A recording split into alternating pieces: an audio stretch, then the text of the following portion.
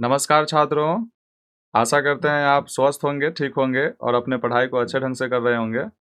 देखिए, यह video session Harappa सभ्यता पर तीसरा वीडियो है और इस वीडियो सेशन में हम लोग शिल्प उत्पादन के विषय में जानकारी, उत्पादन केंद्रों की पहचान और माल प्राप्त करने संबंधी नीतियाँ, उपमहाद्वीप तथा उसके आगे से आने वाले कच्चे माल और सुदूर क्षेत्रों से संपर्क, मोहरे लिपि तथा वाट, प्राचीन सत्ता, प्रसाद तथा शासक, ये सभी टॉपिक को हम लोग ऑनलाइनर के रूप में पढ़ेंगे।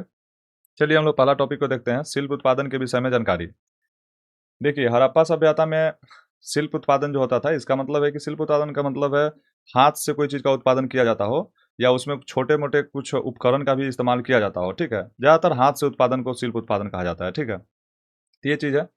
हड़प्पा में ना मनके बनाए जाते थे, तो मनके का मतलब गुड़िया होता है, तो मनके जो होते थे लोग गुड़िया के रूप में उसको बना करके पहनते थे गर्दन में आभूषण के रूप में, ठीक है? तो हड़प्पा में मनके बनाने के लिए कई तरह के पत्थर का प्रयोग किया गया था, ठीक है? कई तरह के पत्थरों का प्रयोग किया जाता था, जैसे में कार्लिनियन और जैस्पर, स्फटिक, क्वार्ट्ज और सेलखड़ी, ये सभी प्रकार के पत्थर का प्रयोग होता था मनके बनाने के लिए। कार्लिनियन जो होता था वो लाल रंग के या नारंगी रंग के दिखता था, इसको ऐसे पकाने पे लाल रंग इस पे आता था, ठीक है? और ये जो है एक अर्ध पारदर्शी मतलब पत्थर होता था। अर्ध पारदर्शी का मतलब इस पत्थर के अगर आर-पार देखा जाए तो उधर के वस्तु बस धुंधला दिखेगा, यानी थोड़ा बहुत लेकिन दिखेगा, इसीलिए इसको अर्ध पारदर्शी भी वस्तु कहा गया है, यानी पदार्थ कहा गया है, ठीक है? जैस्पर जो है ये एक ऐसा पत्थर था जो एक कलर के नहीं था, रंगीन कलर अलग-अलग कलर के होते थे और ये एकदम से अपारदर्शी होता था, यानी इस पार से उस पार देखा नहीं जा सकता है, ठीक है? और स्फटिक जो था, तो ये काँच की तरह था, मतलब चमकीला की तरह, ठीक? चमकीला यानी काँच की तरह, क्रिस्टल की तरह काँच की तरह होता था, जो आर-पार देखा जा सकता है, ये पारदर्शी होता था, ठीक है? पारदर्शी। ये चीज़ है, इससे भी आभूषण मनके बनाए जाते, इससे तो पाँचों पत्थर से आभूषण और मनके बनाए जाते थे। क्वार्ट्ज जो है, ये भी मतलब कि सफ़ेद या चमकीला कह सकते हैं, ये होता था और ये भी पारदर्शी होता था। इससे इस पदार्थ मतलब कि इस पत्थर से भी आर-पार देखा जा सकता था, ठीक है? इससे भी मनके और आभूषण बनाए जाते थे। इससे औजार के समान भी बनाए जाते थे क्योंकि ये कठोर पत्थर माना जाता है और इसको तोड़ने पर ना एक नुकीला नोक बन जाता था। ठीक है, इस कारण से किसी के कोई चीज़ को सामान-वामान काटने-वूटने के लिए काम में आता था, यानी औजार के रूप में क्वार्ट्ज का, ठीक है? सेलखड़ी नाम के पत्थर जो है मनके बनाने में भी होता था और मुहर बनाने में तो ज़्यादा खास करके इसी पत्थर का उपयोग किया जाता था। मूर्ति बनाने में क्योंकि ये एक मुलायम पत्थर माना जाता है, इसको तराश करके इस पे चित्रकारी बनाया जा सकता है, तो ऐसा ये पत्थर था सेलखड़ी, ठीक है? चलिए हम लोग देखते हैं हड़प्पा में मनके बनाने के लिए ना कई तरह के धातु का भी प्रयोग किया जाता था क्योंकि यहाँ पे जो है तांबा, कांसा और सोने का यानी मनका मिला है।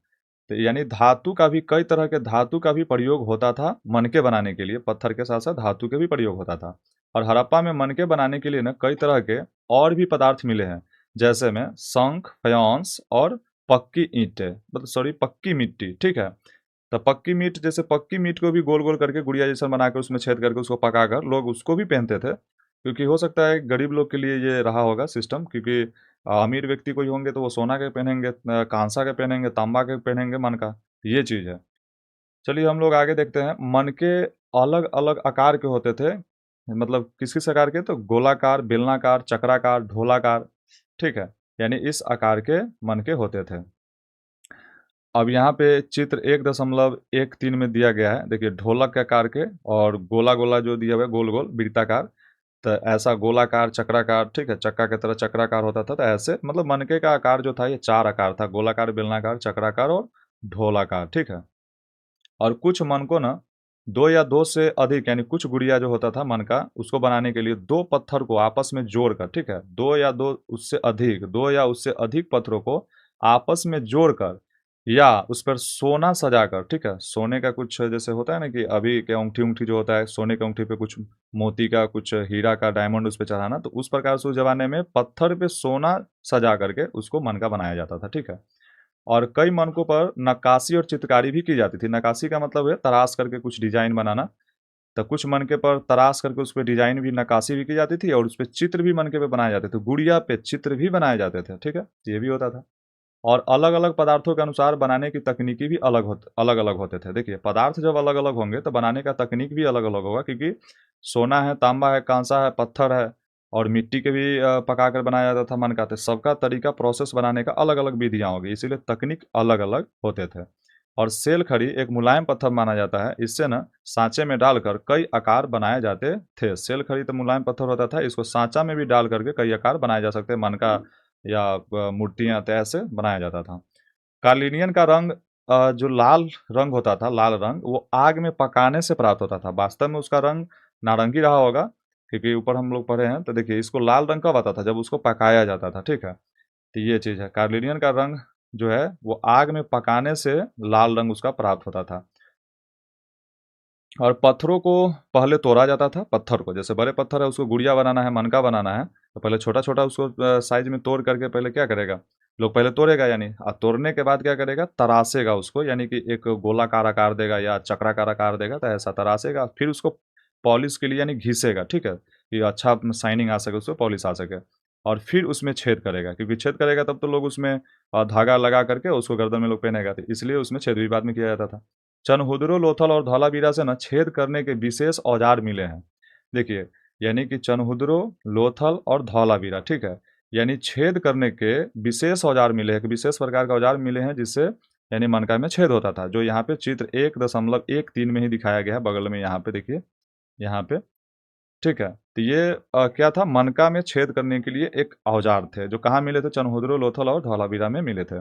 नागेश्वर तथा बालाकोट समुद्र के किनारे बसे थे, ये 2 जगह। और यहाँ शंख से चूड़ियाँ बनाई जाती थी, ठीक है?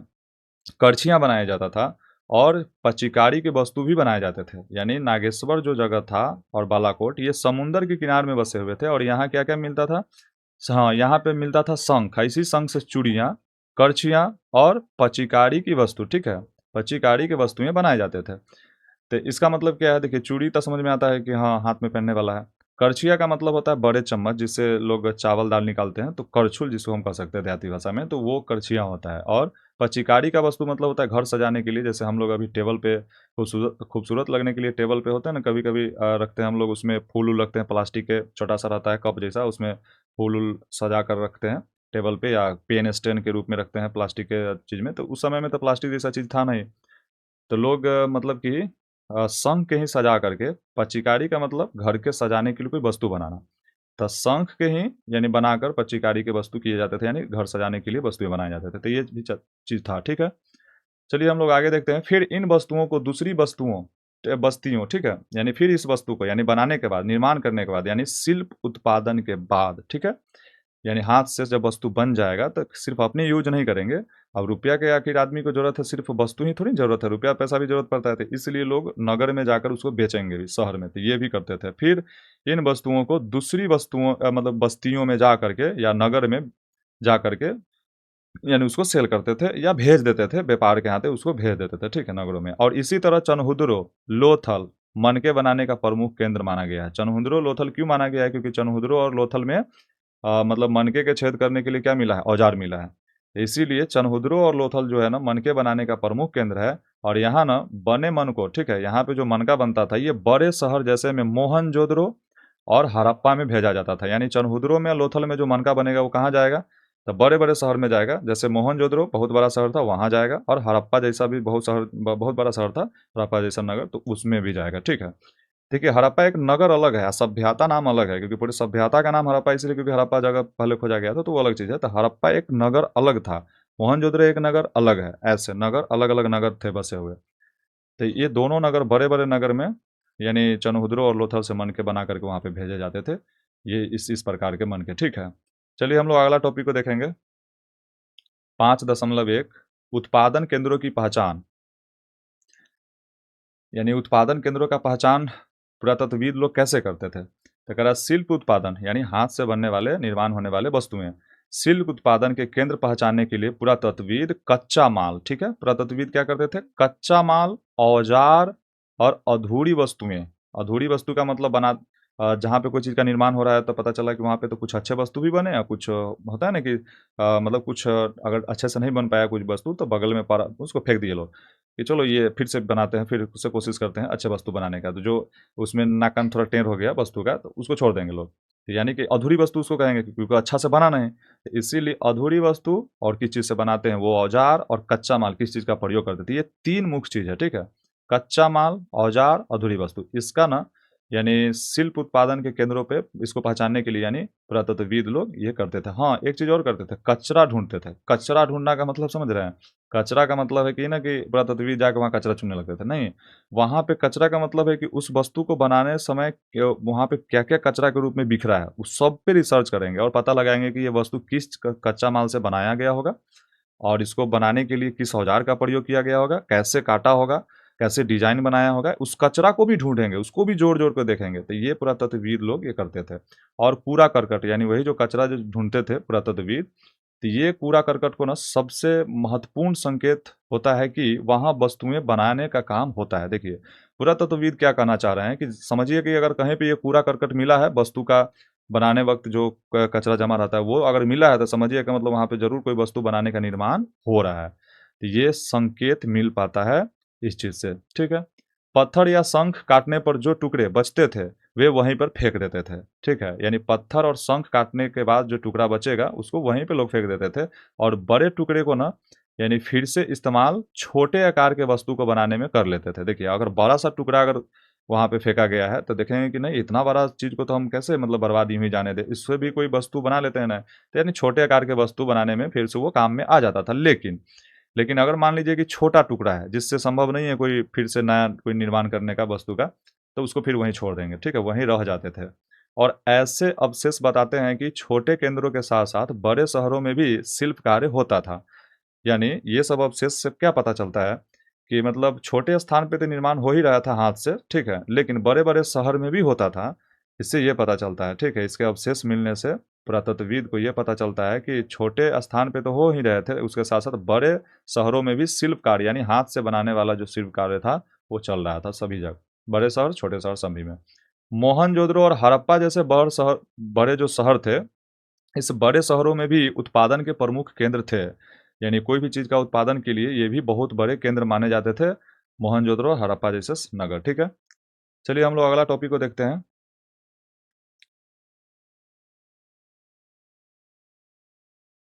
छठा नंबर टॉपिक, माल प्राप्त करने संबंधी नीतियाँ।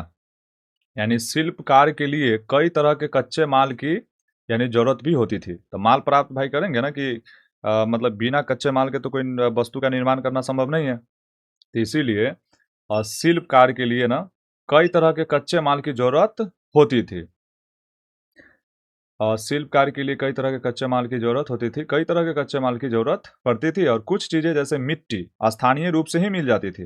यानी अगर जैसे मिट्टी जो है तो सब स्थान पे है, जहाँ पे लोग हैं तो मिट्टी पे ही वास करते होंगे, तो मिट्टी तो बड़ी आसानी से कहीं भी स्थानीय रूप से मिल जाती थी, लेकिन पत्थर, लकड़ी और धातु जैसे पदार्थ बाहर से मँगाने पड़ते थे लोगों को, ठीक है? यानी ये स्थानीय रूप से नहीं मिलते थे, ठीक है? और बैलगाड़ियों के जो मिट्टी से बने खिलौने होते थे, वहाँ पे जो मिले हैं इसका संकेत बताता है। यानी बैलगाड़ी के मिट्टी से बने खिलौने के प्रतिरूप जो मिले हैं यानी कि जो खिलौना जो मिले हैं, प्रतिरूप मिले हैं उसका, वो संकेत करते हैं कि बैलगाड़ी सामान और लोगों के परिवहन का मुख्य साधन था।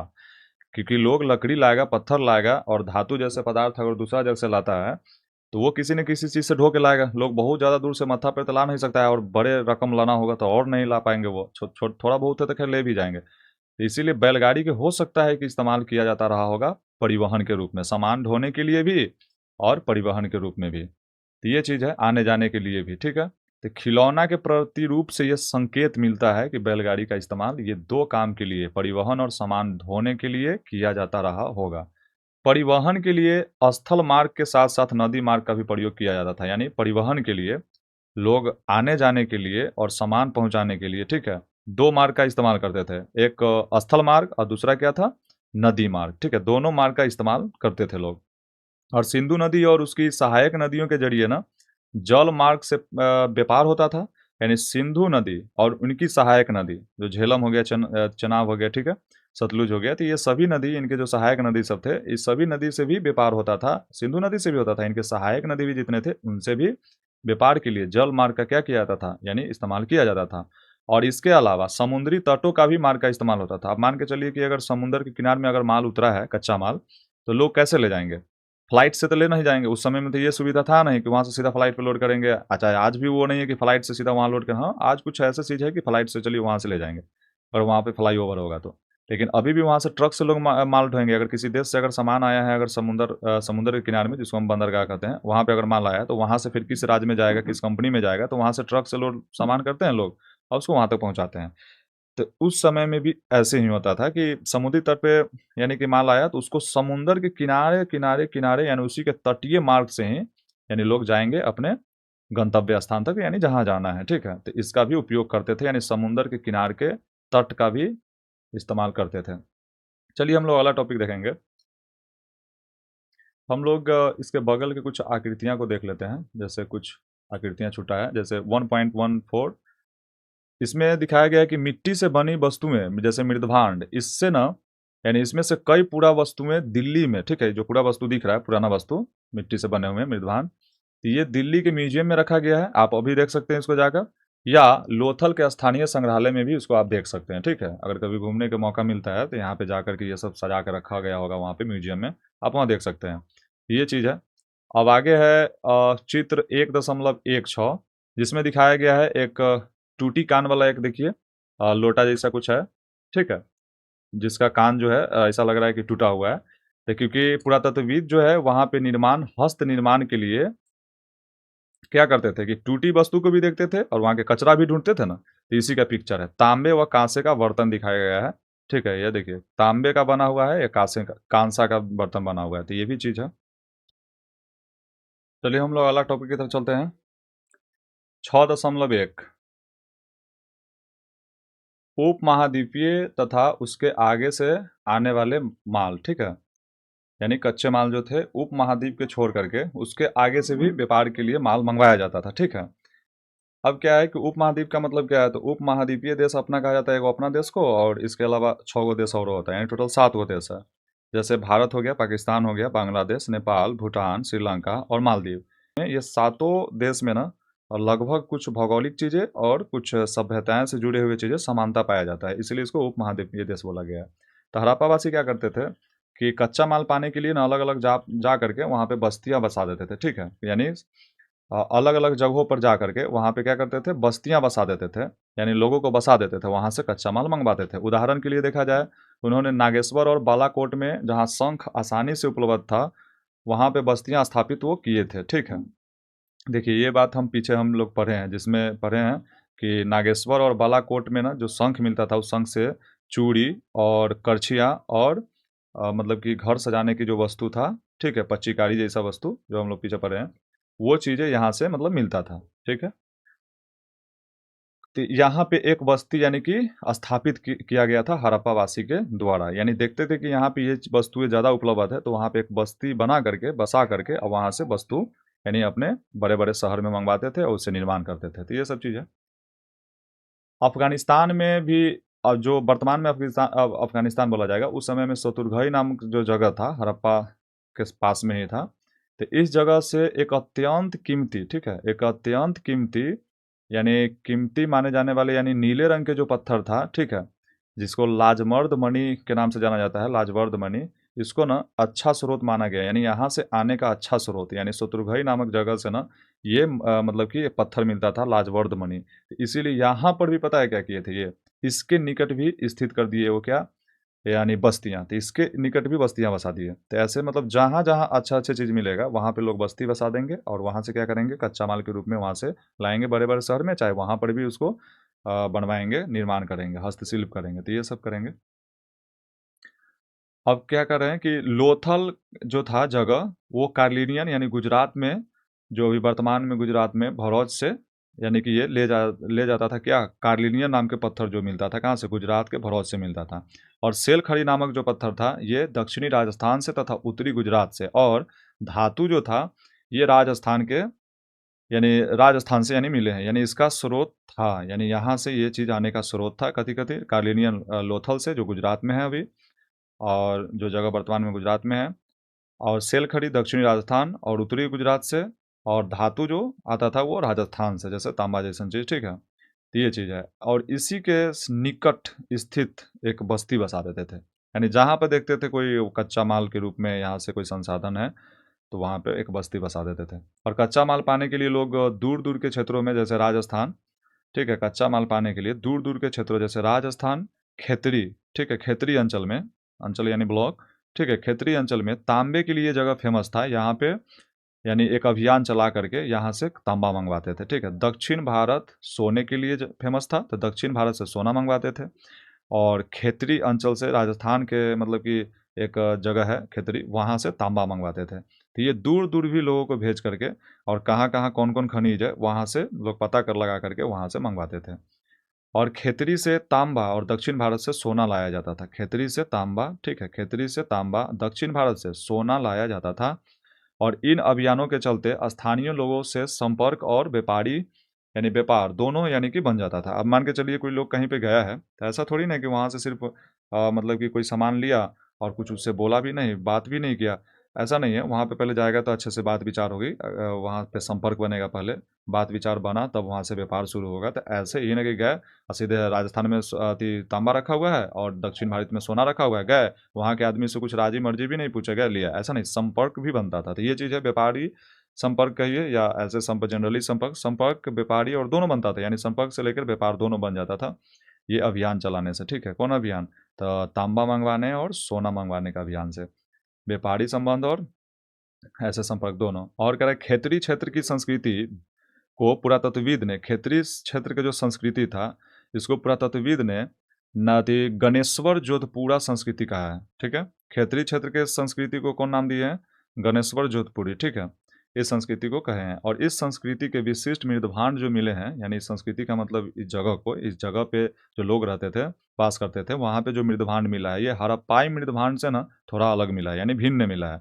और यहाँ तांबे की वस्तुओं की भी अवधारणा पाया गया है। ठीक है, तांबे की वस्तु की असाधारण संपदा मिली है। असाधारण का मतलब आप ऐसे समझिए कि बहुत ज़्यादा, यानी आप सोच नहीं सकते इतना ज़्यादा संपदा मिला है। यानी कि जो भी चीज़ मिलता था वो तांबे में था, यानी बर्तन ले लीजिए तांबा का, आभूषण वूषण कोई तांबा का, मृदभांड का ना, मृदभांड भी तांबा का, विभिन्न विभिन्न प्रकार के वस्तुएं तांबा का, यानी इतना ज़्यादा संपदा तांबा तांबा में मिला है, जिससे पता चलता है कि खेतरी में ना तांबा मतलब बहुत ज़्यादा मात्रा में पाया जाता रहा होगा। ठीक है, इसीलिए यहाँ पे लिखा हुआ है कि ऐसा संभव है कि इस क्षेत्र के निवासी हड़प्पा सभ्यता के लोगों को तांबा भेजते थे, क्योंकि यहाँ पे तांबा की असाधारण संपदा मिली है, इसीलिए। तो ऐसा संभव है, ठीक है, कि हड़प्पा क्षेत्र के, ठीक है, हड़प्पा वासी के, यानी हड़प्पा मतलब कि हड़प्पा स्थल पे लोगों को तांबा भेजने का ये कार्य करते रहे होंगे, क्योंकि उनके पास अथाह तांबा था। ठीक है, चलिए हम लोग अगला टॉपिक को देखेंगे। इसमें पिक्चर हम लोग देखेंगे यहाँ पे मानचित्र 3, इसमें कुछ बात को हम लोग समझ लेते हैं पहले। इसमें क्या है कि मेसोपोटामिया जो ये जगह दिख रहा है, तो मेसोपोटामिया हड़प्पा सभ्यता की एक समकालीन सभ्यता था, तो यहाँ से भी व्यापार का साक्ष्य मिला है। तो ये मेसोपोटामिया जगह हो गया आपका। ये जो दिलमुन है, दिलमुन, ठीक है, ये जगह से भी व्यापार होता था, मगान से भी व्यापार होता था। ये मेहुला जो है, इसी मेहुला को हड़प्पा सभ्यता कहा गया है। तो ये सब जगह से व्यापार होता था। ठीक है, इसका साक्ष्य मिला है, सूतका गेंडोर और ये हड़प्पा लिखल है, लोथल लिखल है, तो ये तो पूरा हड़प्पा सभ्यता का ही क्या हो गया, यानी जगह हो गया। यानी ये सारे जगह जो दिख रहा है, ये सारे जगह क्या है, सूतका गेंडोर, मेहुला और हड़प्पा लोथल, ये सारे तो हड़प्पा सभ्यता का हो गया। इधर जो यहाँ पे दिख रहा है मगान, दिलमुन और मेसोपोटामिया, इस सब से यानी समुद्री व्यापार होता था। ठीक है, समुद्री यानी व्यापार, क्योंकि यहाँ समुद्र है, तो इस समुद्री व्यापार इससे होता था। तो इसलिए इस पिक्चर में ये चीज़ देखना जरूरी था। चलिए हम लोग अगला टॉपिक को देखेंगे। 6.2 सुदूर क्षेत्रों से संपर्क। ठीक है, जैसे अपना तो उपमहाद्वीपीय देशों से व्यापार होता ही था, अपने आसपास के देश से, या अपने देश के अंदर ही, अपने सभ्यता के अंदर ही अलग अलग जगह पे सामान मंगवाना, ये सब तो करते ही थे। अपने देश से दूर, बहुत दूर, ठीक है, सुदूर का मतलब होता है बहुत दूर, ठीक है, तो वहाँ से भी जा करके वस्तु मंगवाते थे जो भी इनको जरूरत था। तो ये चीज़ है। तो हड़प्पा सभ्यता के लोग का ना दूर दूर के देशों से व्यापार संबंध था, ऐसा प्रतीत होता है, यानी पुरातत्वविद लोग को। ठीक है, तो दूर दूर के देशों से भी व्यापार करते थे हड़प्पा सभ्यता के लोग। और हाल के खोज से ना ये पता चला है, यानी हाल के खोज से ये पता चला है कि पुरातात्विक खोजों से पता चला है कि यानी हड़प्पा वासी ना ओमान से भी क्या करते थे, यानी तांबा खरीदते थे। यानी हाल के ये खोज से पता चला है। और ओमान से, ओमान के तांबा में निकल धातु का अंश पाया गया है। ठीक है, और हड़प्पाई वस्तुओं में भी निकल का अंश कुछ मिला है। तो इससे क्या पता चलता है कि जिससे ना दोनों, यानी कि दोनों के बीच, यानी दोनों देशों के बीच ना ये संबंध सिद्ध करता है। क्यों? क्योंकि पूरे दुनिया में ना उस समय में निकल जो मिलता था वो सिर्फ कहाँ के, ओमान के तांबा में निकल पाया जाता था। ठीक है, आप सोच के देखिए कि ओमान के तांबा में निकल है और हड़प्पा सभ्यता के तांबा में निकल नहीं है, लेकिन हड़प्पा के सभ्यता के कोई जो वस्तु मिला हड़प्पा सभ्यता के, उसमें निकल पाया गया है। ठीक है, यहाँ पे लिखा हुआ है हड़प्पा वस्तु यानी कि वस्तुओं में भी निकल का अंश मिला है। तो इसका मतलब है कि ये निकल वाला जो वस्तु होगा, तांबा होगा, जरूर कहाँ से आया होगा? ओमान से आया होगा। तो ऐसा साक्ष्य मिला है। और ओमान में ना हड़प्पा शैली, ठीक है, हड़प्पा शैली के बड़े मर्तबान मिले हैं। ठीक है, मर्तबान का मतलब यहाँ पे होता है बहुत बड़ा घैला टाइप का, बहुत बड़ा बर्तन। ठीक है, बहुत बड़ा, जिसमें मतलब छोटे आकार का नहीं, थोड़ा बड़े आकार के, जिसमें कुछ सामान ज़्यादा से ज़्यादा भर करके आप किसी दूसरे जगह भेज सके, उसको हम मर्तबान कहते हैं, जो चित्र 1.17 में दिखाया गया है। तब मर्तबान जो है, ओमान में मर्तबान मिला है, यानी बड़े बर्तन मिले हैं। वो कहाँ का मिला है? हड़प्पा शैली का, यानी हड़प्पा में जिस हिसाब से बनाया जाता था, जिस कलाकारी से बनाया जाता था, उस कलाकारी को, यानी उस कलाकारी के बर्तन को कहाँ पे देखा गया है? ओमान में। और इससे भी पता चलता है कि जरूर ओमान का वस्तु हड़प्पा में, हड़प्पा का वस्तु ओमान में है, तो दोनों का संबंध रहा होगा। और जिन पर ना काली मिट्टी की मोटी परत चढ़ी थी, तो देखिए काली मिट्टी की मोटी परत चढ़ल है, और यह परत तरल पदार्थों को बाहर निकलने से रोकती थी। यानी तरल पदार्थ, यानी इसमें अगर मान के चलिए कि तेल रखा हो या किसी इस ऐसा कोई पदार्थ रखा हो इसमें कि जो मतलब बह जाए, तो उसको बहने नहीं दे, इसको रोकने के लिए ना उसको ऐसा लेप लगाया जाता था, काला लेप, जो रीछ से नहीं बहे नहीं। ठीक है, इसीलिए काला लेप लगाया जाता था, इस पर परत चढ़ाया जाता था। और संभवतः हड़प्पा के लोग ने इन पात्रों में सामान भरकर ओमानी तांबे से विनिमय करते थे। विनिमय का मतलब होता है लेन देन करना। ठीक है, यानी लोग जरूर देखिए, उस समय में तो रुपया पैसा चलता नहीं था, तो उस समय में क्या था कि आप कुछ सामान दीजिए तो उसके बदले वो भी आपको कोई सामान देगा, तो ऐसा सिस्टम था। तो इसीलिए कहा कि संभव है, ऐसा संभव है कि हड़प्पा के लोग ना इन पात्रों में, जो मर्तवान नाम के जो पात्र है, इसमें कुछ सामान भर के इधर से भेजेंगे, तो उधर से भी लोग तांबा भेजेंगे या जरूरी के सामान भेजेंगे, तो ऐसे। तो इसीलिए इसमें कहा गया कोई सामान, देखिए कौन सामान में भरा जाता था इसका साक्ष्य अभी नहीं मिला, लेकिन इसमें पहले ही कह दिया कि तरल पदार्थ को बहने के लिए इस पर काली लेप लगाया जाता था। इससे पता चलता है कि जरूर तेल वगैरह जो बहे नहीं, ऐसा चीज़ इसमें भेजा जाता रहा होगा। ठीक है, तो ओमानी तांबा से भी विनिमय होता था, यानी यहाँ से इस देश से यार कुछ जाता है कोई सामान इसमें भर के, तो उधर से क्या आएगा? तांबा आएगा, इसका विनिमय होता था। ठीक है, वस्तु का लेन देन। और मेसोपोटामिया के स्थलों से ना मिले तांबे में भी निकल के अंश मिले हैं, यानी निकल का अंश जो है मेसोपोटामिया के सभ्यता में भी मिले हैं, कुछ वस्तु वहाँ पे उसमें भी निकल पाया गया। इससे पता चलता है कि ओमान से इसका भी संबंध, यानी व्यापारिक संबंध था। तो ये मेसोपोटामिया के स्थलों से मिले तांबे में भी क्या मिले हैं, यानी वहाँ पे जो तांबे मिले हैं उसमें निकेल यानी मिला है। और इससे पता चलता है कि ओमान से तांबा ये भी मंगवाते थे। और मेसोपोटामिया के लेखों में, यानी वहाँ पे जो लेख लिखा हुआ है मेसोपोटामिया के बारे में, कहीं पे लेख लिखा हुआ है, उस लेख में ना मगान शब्द लिखा हुआ है, एगो दिलमुन शब्द लिखा हुआ है, एगो मेहुला शब्द लिखा हुआ है। ये 3 शब्द का मतलब क्या है? ये तीनों शब्द है ना, ये नाम, ये जो तीनों नाम है, ये तीनों शब्द और इस नाम का मतलब है मतलब कि क्षेत्र। ठीक है, ये तीनों मतलब क्षेत्र को दर्शाता है, यानी कोई क्षेत्र का है। तो ये देखिए कौन क्षेत्र, तो दिलमुन का मतलब कहती है बहरीन, और मगान का मतलब ओमान, मगान का मतलब ओमान, दिलमुन का मतलब बहरीन, और मेहुला का मतलब हड़प्पा क्षेत्र, यानी हड़प्पा सभ्यता था। मेहुला किसको बोला गया था? यानी कि हड़प्पा सभ्यता को। देखिए इस पिक्चर में देखिए 1 पॉइंट नहीं, सीधा चित्र मानचित्र 3 को देखिए, यहाँ पे ये वाला मानचित्र देखिए, इसमें मेहुला यहाँ पे लिखा हुआ है, मेहुला। ये जो मेहुला है, मेहुला यानी पूरे हड़प्पा सभ्यता को कहा गया है। मगान यानी इस जगह क्या था, यानी कि मगान का मतलब आपका हो गया मतलब ओमान। ठीक है, और उसके बाद यहाँ पे ये हो गया दिलमुन, तो ये दिलमुन का मतलब बहरीन यहाँ पे हो गया, मेसोपोटामिया तो खैर यहाँ है। ठीक है, तो ये 3 शब्द के बारे में आपको जानना था। देखिए यहाँ पे हो गया ओमान, यहाँ हो गया बहरीन, और यहाँ पे क्या हो गया? मेहुला यानी हड़प्पा सभ्यता। ये चीज़ है। अगर इसको आप नक्शा के जरिए देखना चाहते हैं पूरे विश्व वर्ल्ड मैप में, तो आप इसको ऐसे देख सकते हैं। यहाँ पे ओमान है, यहाँ पे ओमान है, अपना भारत देश है, नेपाल, पाकिस्तान, अब पाकिस्तान है, उस समय पाकिस्तान अफगानिस्तान जैसा देश नहीं था। उस समय में इस वाले पूरे एरिया में हड़प्पा सभ्यता था। यहाँ पे पूरा इतना दूर के एरिया में क्या था, ये सब पे हड़प्पा सभ्यता पूरा बसा हुआ था यहाँ पे। ठीक है, तो ये व्यापार करते थे ओमान से भी। अब बहरीन देखिए, यहाँ पे बहरेन लिखा हुआ है यहाँ पे, तो ये बहरेन से, ठीक है, तो ये 2 जगह से व्यापार होता था। तो ये चीज़ है। चलिए हम लोग देखते हैं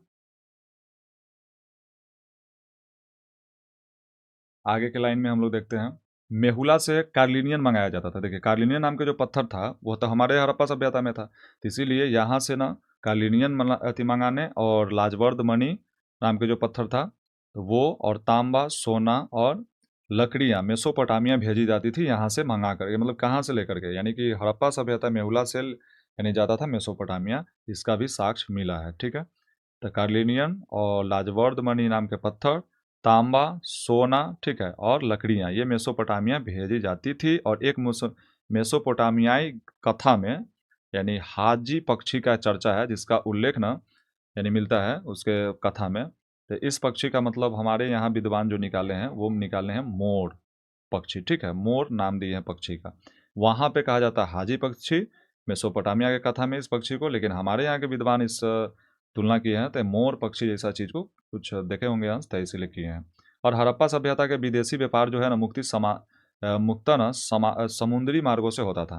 यानी हड़प्पा सभ्यता के विदेशी व्यापार जितना होता था स्थलीय मार्ग से नहीं, ज़्यादातर समुद्री मार्ग। इसीलिए इस इमेज में ना हम आपको इधर के जगह को नहीं बताएं कि इधर व्यापार नहीं होता था। देखिए यहाँ मेसोपोटामिया से व्यापार होता था, है ना, दिलमुन से, मगान से, और अपना तमेहुला यहाँ पे जगह है। तो ये समुंदर यहाँ पे ऐसे था ना, ये जो हुरमुज का रास्ता यहाँ पे है, जो अभी इसको नाकाबंदी किया गया, यहाँ से तेल ईरान अभी नहीं भेज रहा है कहीं पे। तो ये जो जगह है, ईरान इस जगह देश है अभी, तो इसी से व्यापार ज़्यादा होता था अपना हड़प्पा सभ्यता के, इससे व्यापार ज़्यादा होता था समुद्री मार्ग से। तो ये चीज़ था।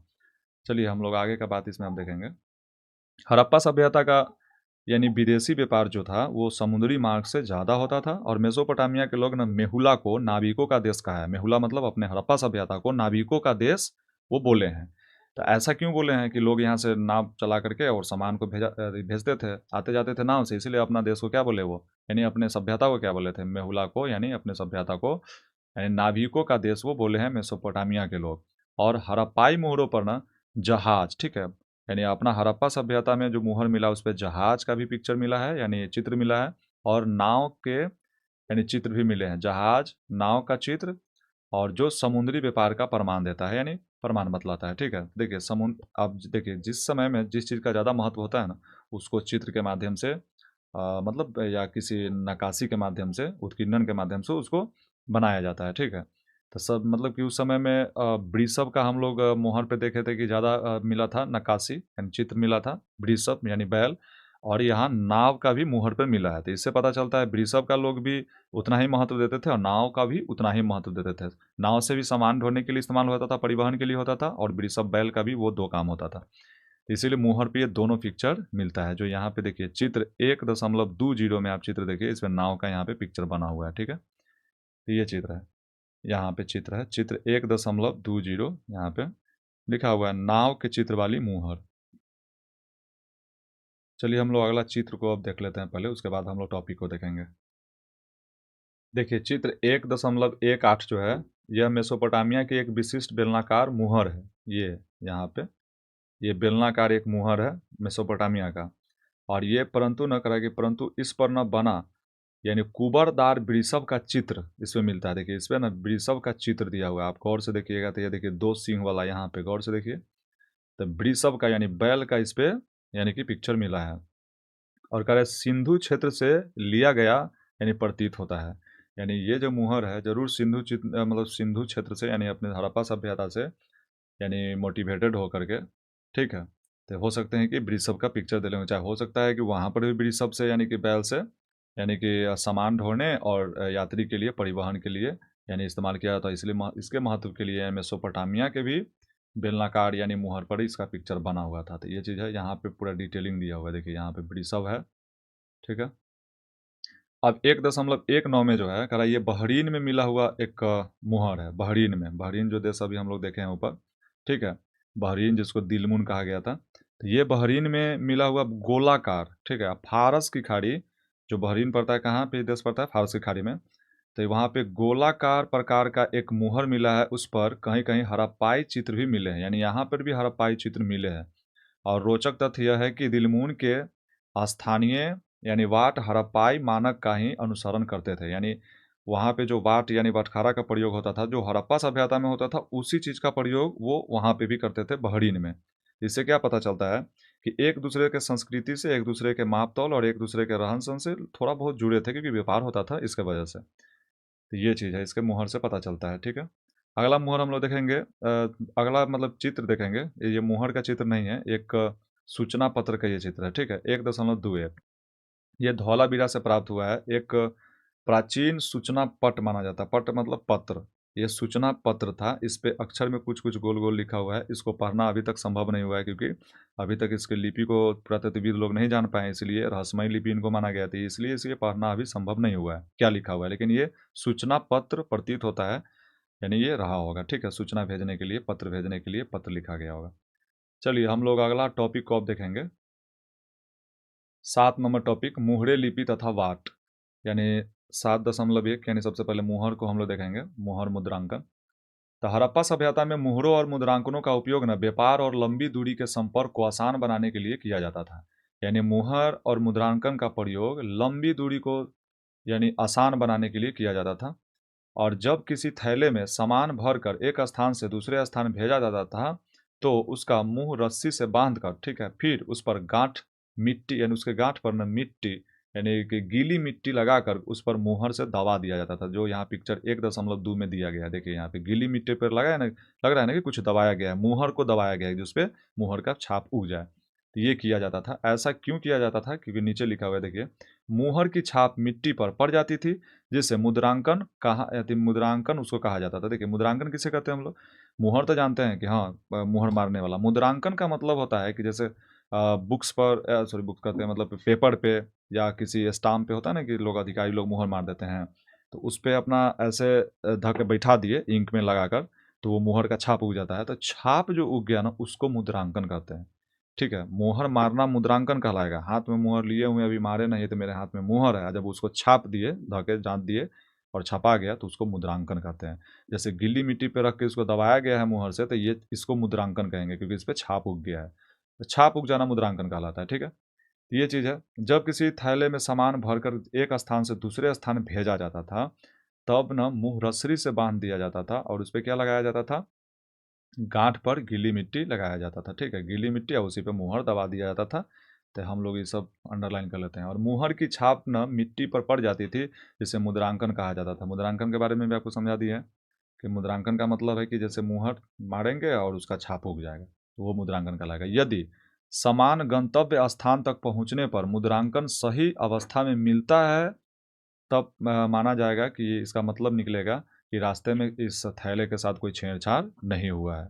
गंतव्य स्थान का मतलब होता है कि जहाँ सामान पहुँचाना है, ठीक है, वहाँ तक अगर सामान अगर पहुँच गया है सही सलामत, यानी थैला को नहीं खोला गया है, मुहर में कोई नुकसान नहीं है, थैला के बांधने में भी कोई नुकसान नहीं पाया गया, इसका मतलब है कि सही सलामत वहाँ सामान पहुँचा है, ठीक है, कोई छेड़छाड़ उसको रास्ता में नहीं हुआ है।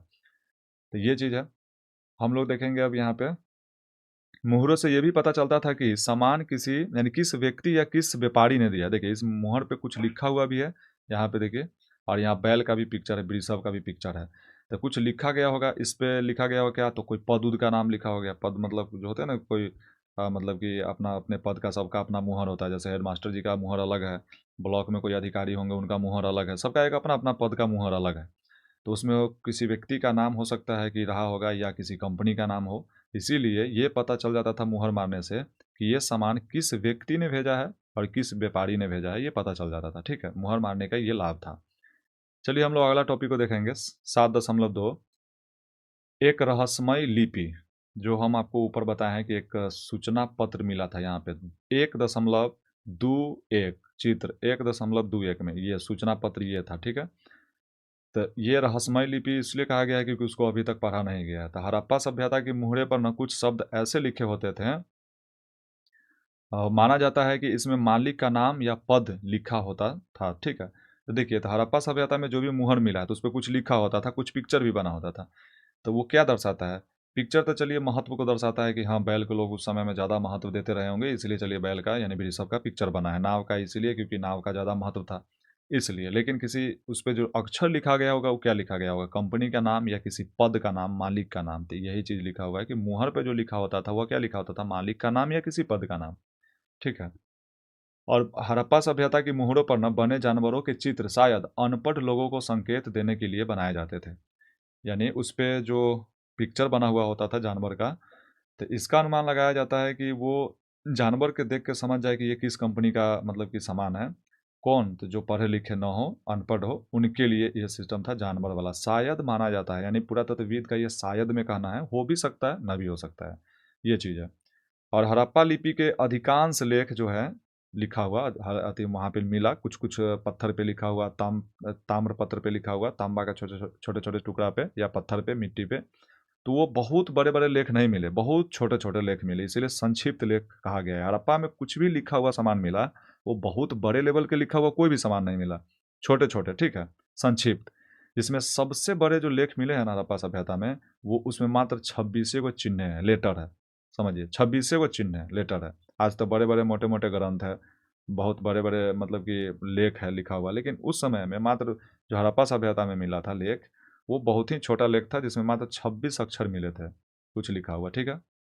और यह लिपि ना आज तक पढ़ी नहीं जा सकी, जो वो लिखा हुआ था लेख, उसको आज तक पढ़ा नहीं गया, इसीलिए इसे रहस्यमयी लिपि कहा जाता है। और यह लिपि वर्णमाला आधारित नहीं था, जैसे अपना हिंदी का जो अक्षर है या इंग्लिश का जो अक्षर है, तो ये सब वर्णमाला आधारित है, ठीक है। क्योंकि इसमें 52 गो अक्षर है आपका हिंदी में, तो एक वर्णमाला, पूरे पूरे 52 अक्षर को हम एक वर्णमाला कहेंगे, तो एक वर्णमाला आधारित है। लोग ये 52 अक्षर को सीख जाते हैं तो वो हिंदी पढ़ना सीख जाएंगे। लेकिन इनके वर्णमाला तो था ही नहीं, पहला बात वर्णमाला ही नहीं था, और इनमें अक्षर कितना था, तो लगभग 375 से 400 अक्षर मिला, यानी चिन्ह मिला है, ठीक है। तो इतना ज़्यादा अक्षर को तो समझने में बहुत कठिन होगा, इसीलिए इंग्लिश में मात्र 26 को लेटर है, उसी से दुनिया का सारा चीज़ लिखाता है इंग्लिश में। तो देखिए, कम लेटर की संख्या जितना रहेगा ना, वो लैंग्वेज उतने आसान रहता है, तो ये चीज़ रहता है। तो यह लिपि अभी तक नहीं पता चला किस पे आधारित था, मतलब किस वर्णमाला पे आधारित था। और इसमें जो चिन्ह मिले हैं करीबन 375 से 400 मिले हैं, और विद्वानों के अनुसार यह लिपि दाईं ओर से बाईं ओर यानी कि लिखी जाती थी, ऐसा उनका मानना है। देखिए, दाएं से बाईं ओर का मतलब है कि जैसे उर्दू लिखाता है ना दाएं तरफ से बाएं, जैसे हिंदी लिखाता है बाएं से दाएं, और उर्दू सब लिखाता है मतलब दाएं से मतलब कि बाएं की तरफ, ठीक है, उल्टा। तो उसी प्रकार से ये भी वहाँ पे ऐसे लिखा जाता है, दाएं से बाएं, ठीक है। उल्टा हम लोग या सुलटा उल्टा नहीं कर सकते हैं, जो लिखने में आसान हो, जिसको जो भाषा आता है उसके लिए सब सुलटा ही है, तो ये चीज़ है। हड़प्पाई लिखावट जो है ना, हड़प्पाई लिखावट यानी हड़प्पा में जो लिखने उखने का काम चलता था, वो कथी कथी पे लिखता था लोग, तो मुहर पर, ठीक है, तांबा पर, तो तांबे के औजार पर, मर्तबानों पर, मर्तबान जैसे हम लोग अभी वो काला बर्तन देखे हैं 12, जिसमें हम लोग ये देखे हैं कि काली मिट्टी का लेप इसीलिए लगाया जाता था क्योंकि दूर तक सामान जाने पर रीसे नहीं, लीक ना करे, क्योंकि उससे तरल पदार्थ लोग भेजते थे, तो उसको मर्तबान कहा गया था। तो उस पर भी कुछ कुछ लिखा होता था, ठीक है, तो उस पर भी लिखा जाता था। हड़प्पा में इस सब चीज़ पे लिखा जाता था, यानी मुहर पे, तांबे के औजार पे, मर्तबान पे, और तांबे और मिट्टी की लघु पट्टिकाएं पे। देखिए, तांबे का मतलब हो गया कि जैसे ये हो गया तांबा आपका, ठीक है, तो इतनी गो लघु पट्टी, यानी एगो ताम्र पत्र थोड़ा सा होगा इतनी गो, और इस पे कुछ कुछ लिखा गया होगा इस पे, ठीक है। या मिट्टी का होगा, मान के चलिए इतना बड़ा होगा, इस पर पका हुआ होगा, मिट्टी का पका के इसको लिख के सुखाए हुए होगा, तो ये भी चीज़ मिला है। तो मिट्टी पे और तांबे पे, और वो भी लघु पट्टिकाएं, मतलब छोटे छोटे, यानी कि मतलब कि आकार के पट्टिकाएं पे लिखे हुए कुछ चिन्ह पाए गए हैं, ठीक है, लिखे गए मतलब लिखा जाता था, तो ये भी चीज़ था। आभूषण पे भी कुछ ना कुछ चीज़ लिखाता था, ठीक है, जैसे अभी भी सोना पे लिखाता है ना 24 कैरेट, 22 कैरेट, 24 कैरेट तक खैर सोना पे आभूषण पे नहीं रहता है, लेकिन हाँ ओरिजिनल सोना पे रहता है। जब कोई आभूषण बनता है तो उसमें तो कुछ मिलावट किया जाता था, 22 कैरेट, 24, 18 कैरेट ऐसा रहता है। तो आभूषण पे उसी प्रकार से उस समय में भी लिखने का प्रथा था। और अस्थि छड़ों पर भी कुछ ना कुछ लिखा जाता था, ठीक है। तो देखिए, तांबे की मिट्टी लघु पट्टिकाएं पर, आभूषण पे, अस्थि छड़ों पर। अस्थि छड़ का मतलब होता है, अस्थि का मतलब होता है मृतक का मतलब शरीर, अस्थि, मृतक का शरीर, कोई व्यक्ति मर गए उस शरीर को क्या कहेंगे, अस्थि।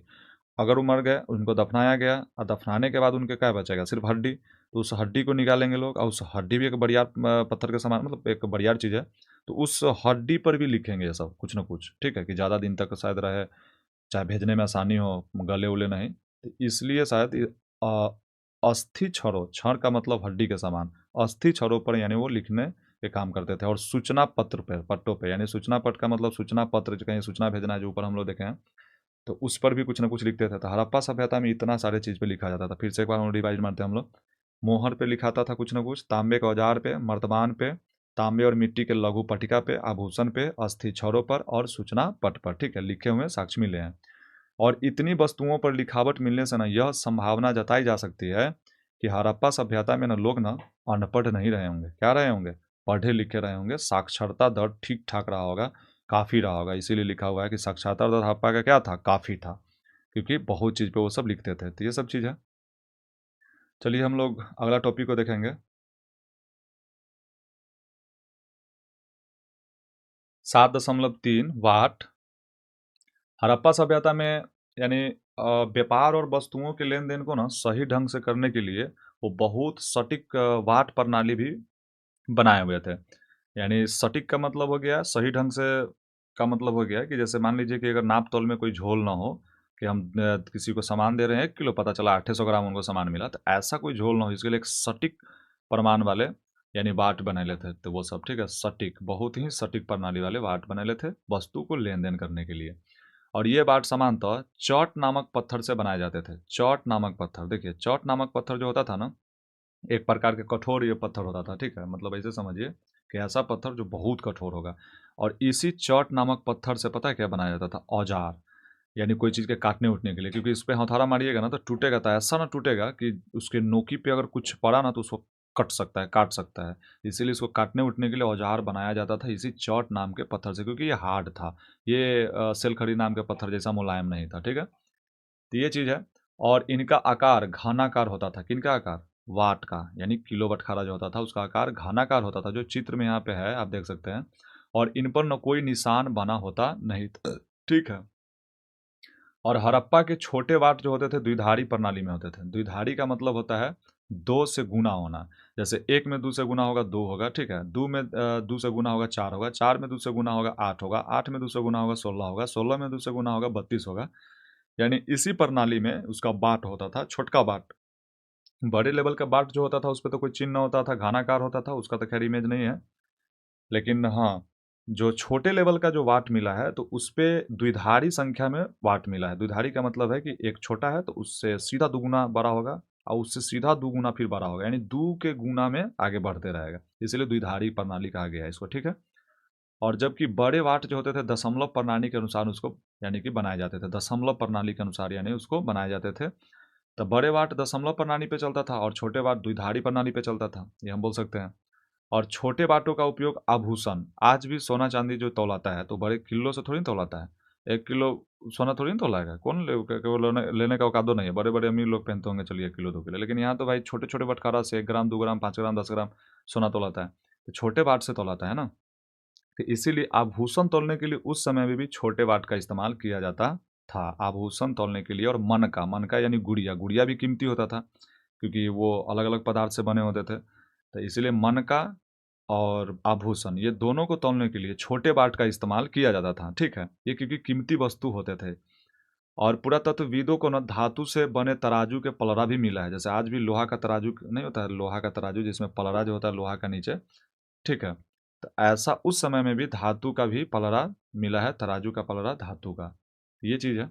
चलिए हम लोग अगला टॉपिक को देखेंगे। आप चित्र को इसको देख सकते हैं यहाँ पे द्विधारी संख्या में जो दिया हुआ है वाट, छोटे वाट, ठीक है? 1 के बाद 2, 2 के बाद 3, ठीक है? सॉरी 2 के बाद 4, 4 के बाद 8, 8 के बाद 16 इस क्रम में। चलिए हम लोग अगला देखेंगे। प्राचीन सत्ता। हड़प्पाई समाज में संगठित शासन व्यवस्था के संकेत मिलते हैं। यानी हड़प्पाई सभ्यता में संगठित शासन व्यवस्था। अब संगठित शासन व्यवस्था का मतलब क्या होता है, ये पूरा टॉपिक पढ़ने से आपको समझ में आएगा।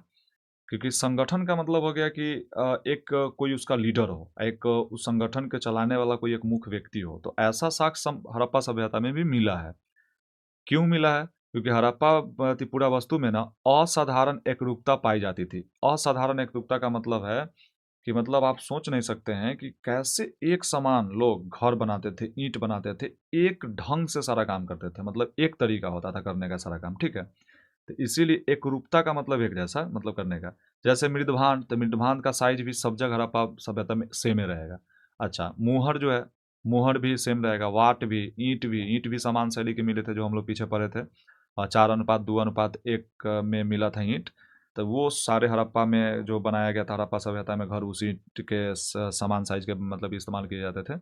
तो ये सारे चीज़ यानी समान मिलने की वजह से ये मतलब कि अनुमान लगाया जाता है कि ज़रूर हड़प्पा सभ्यता में कोई एक व्यक्ति कंट्रोलर थे, कंट्रोल करने वाले थे। और पूरे हड़प्पा सभ्यता को ना यानी कि ज़रूर कोई एक व्यक्ति चला रहे थे।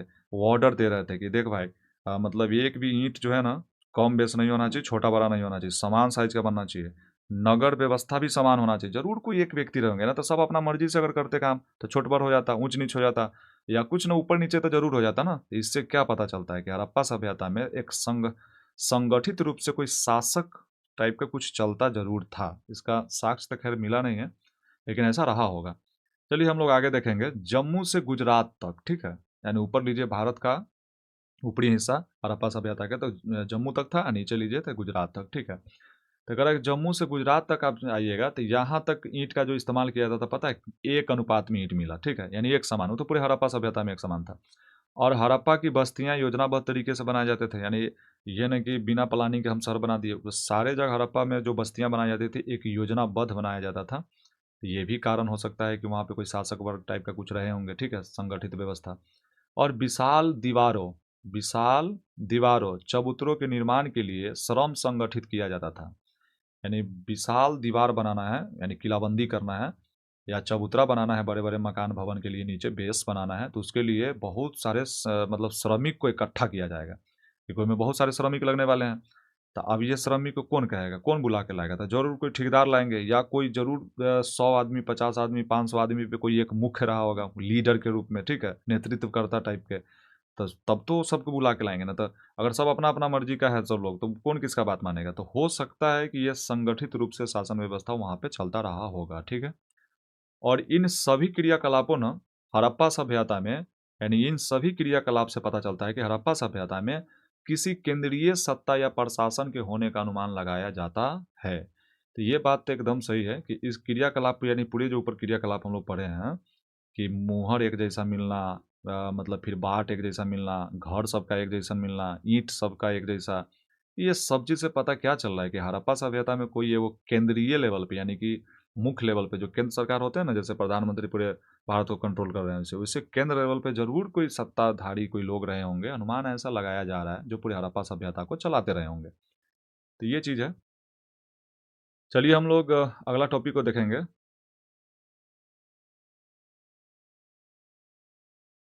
देखिए, 8.1 प्रसाद तथा शासक।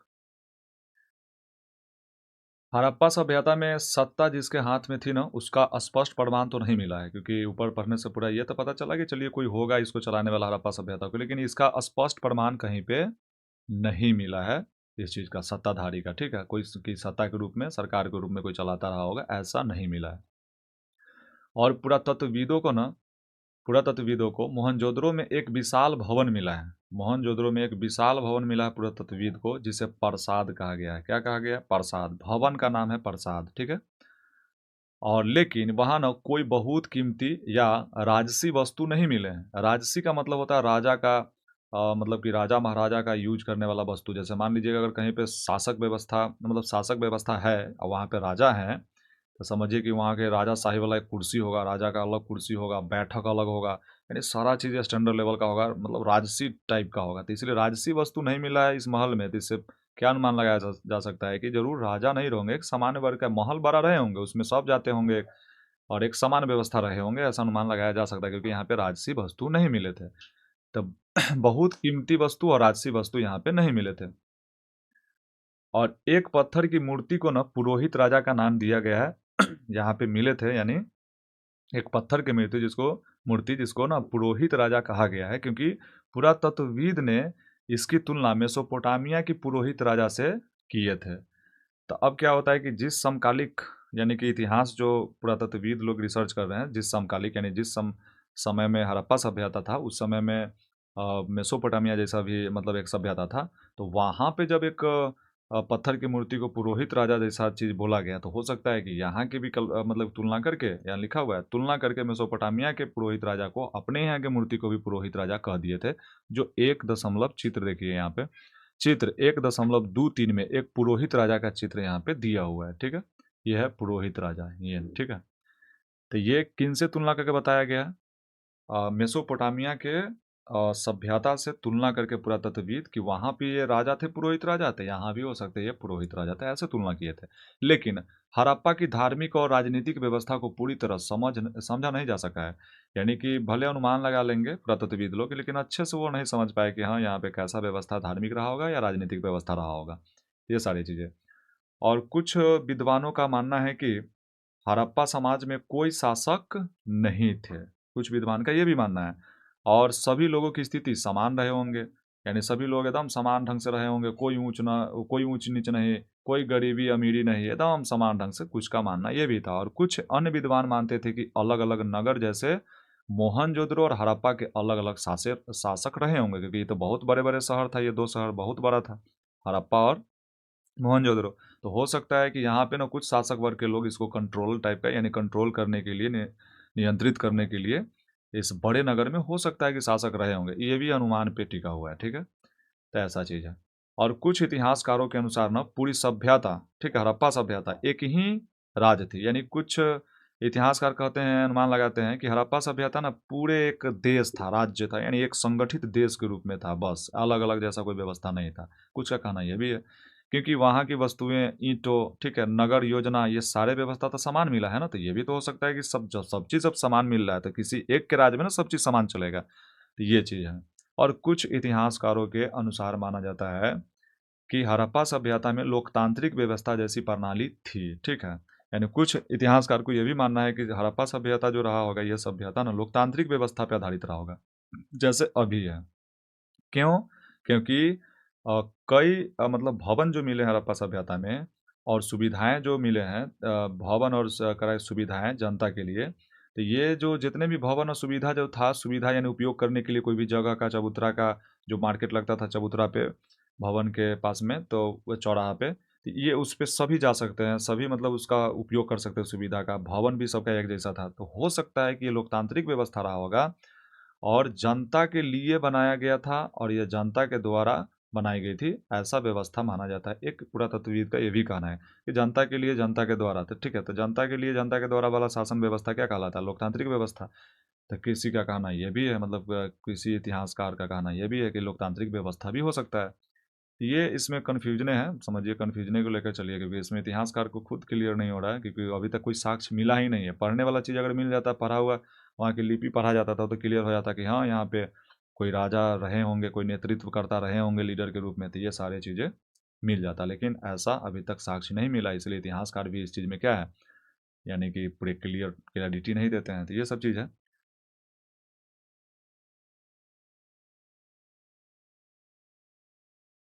चलिए, आज के लिए इतना ही। हम लोग अगले वीडियो सेशन में बचे हुए टॉपिक को देखेंगे।